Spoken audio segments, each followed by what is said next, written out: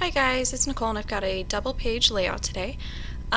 This particular page I used an 8x8 pad from October Afternoon. You can see it there. It was the Farm Girl collection. And when I started this page, I was participating with a group of other scrapbookers online, and we were all working our way through a 6x6 paper pad class. And it's from Allison Davis by Scrapbook Generation, and I'll post a link below where you can find the class. And basically it takes you through sort of 11 different ideas on how to use your 6x6 pads. This particular page was based on sketch number 3 in that class. And one of the other girls online posted her layout where she used a different 8x8 pad, and I think it was also October Afternoon. And I kind of failed miserably at this class as far as I fell way behind, and the first couple of sketches in that class just sort of I had a really hard time with them, and this is the second time that I've done the class with the girls online. And for whatever reason, the first probably 3 sketches I struggle with, and I think it's because there's so much open space on the layouts. And when I saw this girl use the 8x8 pads, I loved it. I loved the bigger area of being able to see the pattern papers, and it just kind of gave me a place to jump off. So I kind of scrap lifted her idea, and then you'll see here in a second when the video cuts, I basically only got my papers down and trimmed my photos, and then I had to set it aside for almost a month.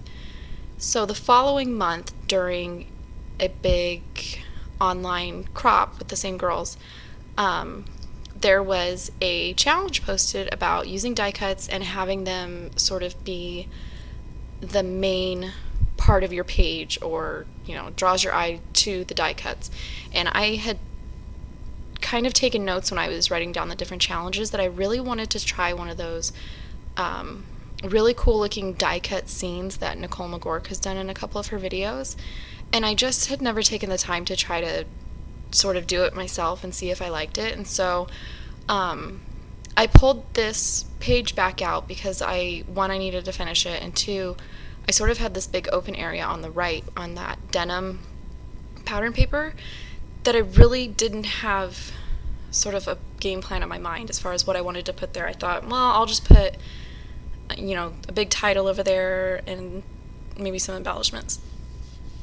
So I kind of decided to get my homework done from the 6x6 class and be able to finish one of the challenges for the online crop and just kind of get sort of two projects checked off my list.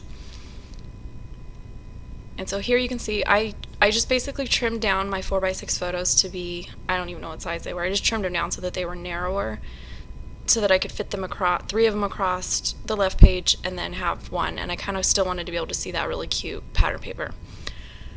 And so here is when it's the following month, and I've gone through and I die cut everything on my Silhouette Cameo, and I really wanted to try this sort of double layering that Nicole McGork does a lot when she does these real intricate die cut scenes. And normally I would just die cut it out of the colored cardstock and maybe pop it up a little and stuff.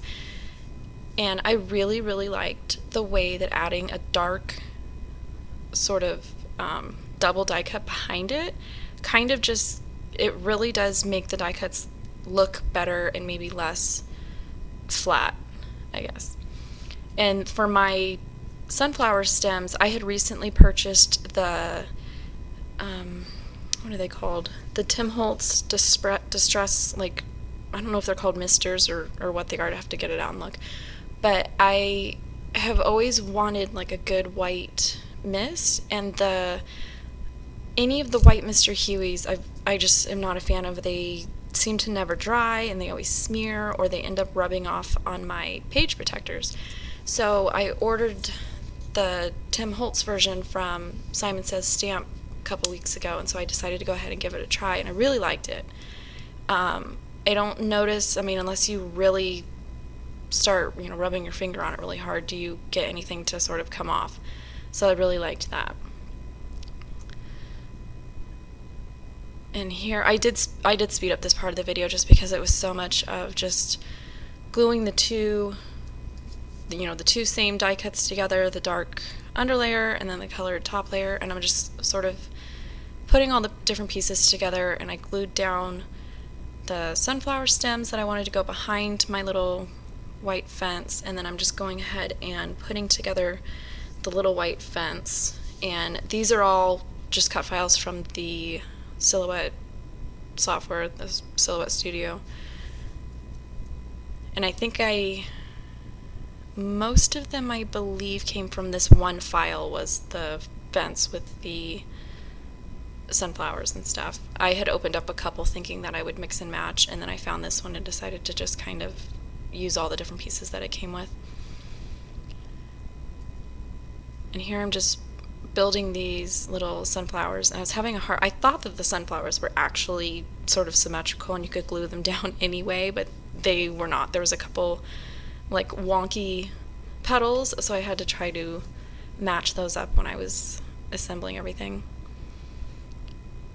And I'm just grabbing that photo that I know I'm going to have over there just to kind of get placement on that bigger flower. And then I was worried that with the bigger pieces, with all the different layers, that the little zig glue wasn't going to hold it down. So I decided to try that multi-matte medium stuff, and it seemed to work pretty good.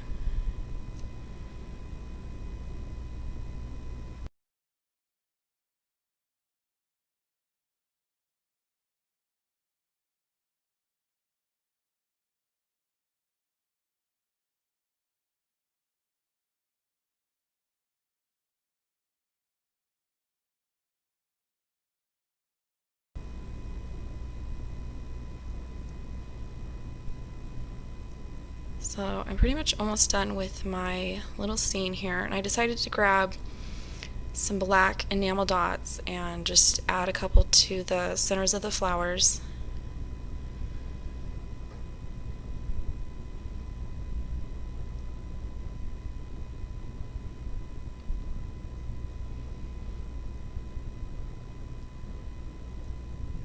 And then I'm going to go ahead and put down my photos before I start adding any other embellishments.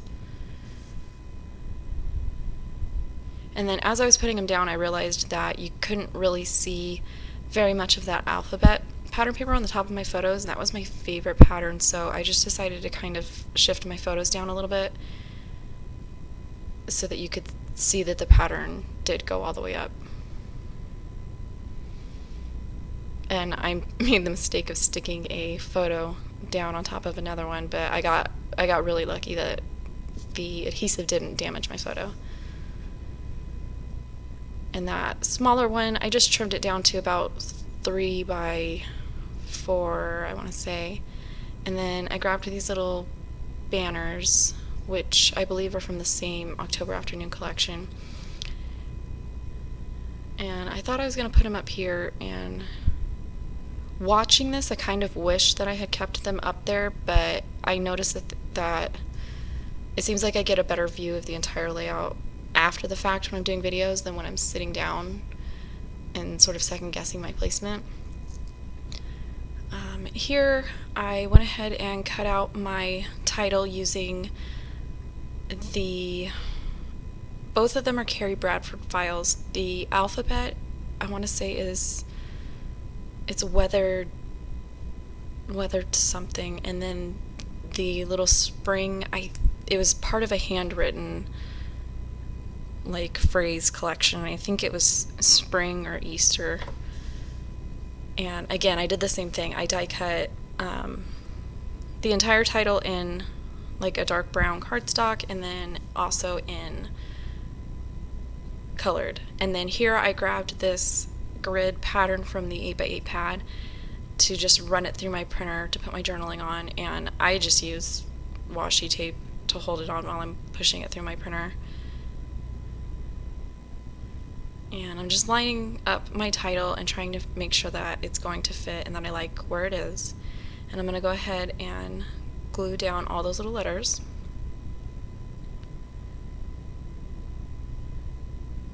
And sorry about my head. So I've got all that down, and then I decided to go ahead and move those little banners onto my fence.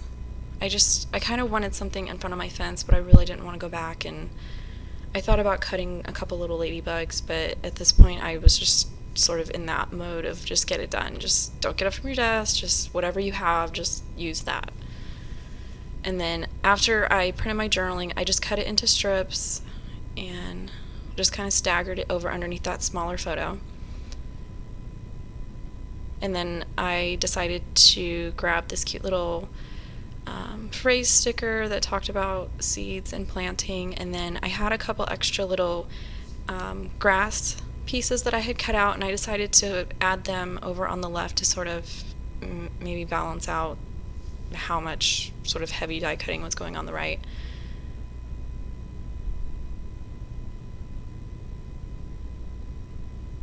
And I'm a little bit out of frame, but I ended up just shifting that phrase sticker a little bit farther down. And then on the spring part of my title, I had this spray adhesive, and I was really hoping that it would, I guess, work out better. If anybody has this Krylon spray adhesive, let me know if when you spray it, if it globs up like that. Like, it was like foamy, kind of like bathroom cleaner. It still worked really good. I just wasn't sure if it was supposed to be coming out of the can like that, because I bought it a long time ago and just sort of never used it because I kind of go in spurts on when I cut things out of my Cameo. So I'm just wondering if I got a bad can of adhesive or if that's just how it sprays. And there, I was just cleaning up the edge of the layout where the die cuts were hanging over, and then I glued a couple of the October Afternoon buttons onto some paper clips, which during our online crop, one of the girls had posted a little tutorial on it. So big thank you to Janet for showing me how to make my own little button clips.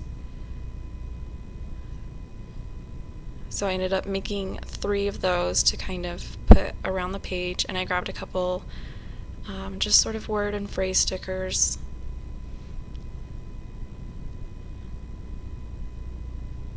And I kind of just went with either colors or words that I liked.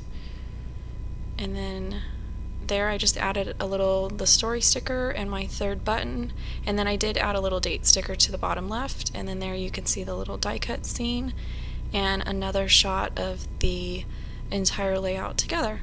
So thanks for watching, and I'll catch you next time.